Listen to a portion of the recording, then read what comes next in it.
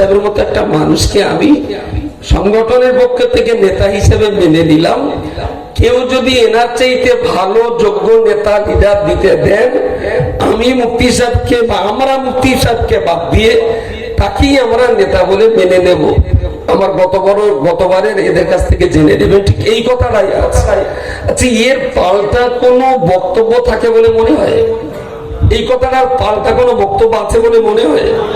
গালিগালাজ তো আল্লাহর নামে প্রচুর পেয়েছি, কিন্তু আমি বিরাট ধন্য হতাম ওরা যদি পাল্টা আর একটা নেতার নাম কেউ প্রস্তাব দিতেন। কোন প্রস্তাব এসেছে কি? আসলে পাল্টা কোন নেতার প্রস্তাব কি? সবাই তো ইমাম, মুক্তাদিরা কোথায়? যারা আমাদেরকে গালিগালাজ করছেন, উল্টো পাল্টা বলছেন, আসলে তারা তো সবাই ইমাম, সবাই মুজাদ্দিদ, সবাই পীর। মুরিদটা কোথায়?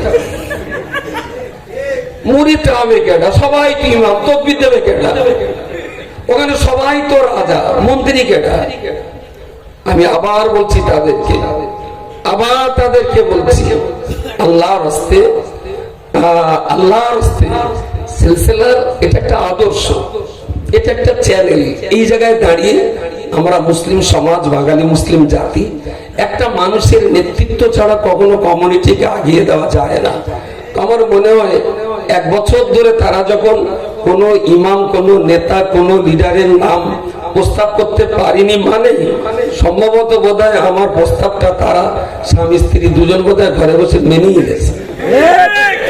যদি মেনে না নিত তাহলে কোনো প্রস্তাব তো আসতো, কোনো প্রস্তাব আসেনি।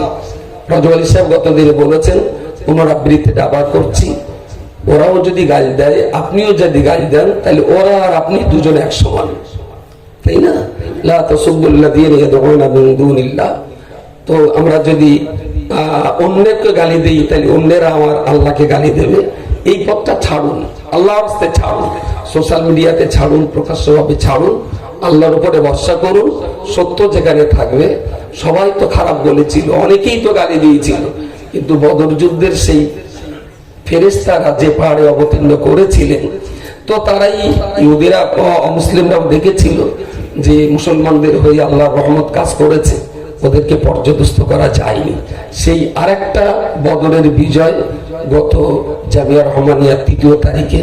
আমি মনে করি এটা বদরের 2য় আরেকটা বিজয় দিবস। ইনশাল্লাহ সামনে যত দিন আসবে আমাদেরকে আগিয়ে যেতে হবে, আর যত আগিয়ে যাওয়া লাগবে ততই কিন্তু আপনাদের দায়িত্ব বাড়বে। আর যত দায়িত্ব বাড়বে তত মাথা ঠান্ডা রাখতে হবে।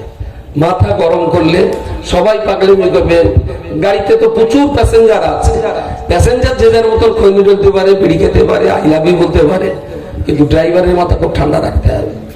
আপনারা কিন্তু এক একটা গ্রামের আমাদের এক একজন ড্রাইভার, আপনারা প্রত্যেকেই কিন্তু আমাদের এক একজন পরিচালক, আপনারা সবাই এক একজন এক একটা অঞ্চলের লিডার। তো পাবলিককে কি করলো তাই শুনে যদি আপনি একজন নেতা হিসেবে যদি আপনি মাথা গরম করেন, তাহলে কিন্তু আমরা ঠকে যাব, আমরা হেরে যাব। খুব ঠান্ডা মাথায় স্থিতিশীল পরিবেশ নিয়ে যে যার এলাকায় কাজ করুন। সফলতা ব্যর্থতা এটা আল্লাহর ইচ্ছার উপরে নির্ভর করছে। আল্লাহ যেন হকের উপরে আমরণ, বংশ পরস্পর, আমাদের নাসল বা নাসল দিনের এই খেদমতে আল্লাহ যেন আমাদেরকে কবুল করেন। বলুন আল্লাহুম্মা আমিন। আসসালামু আলাইকুম।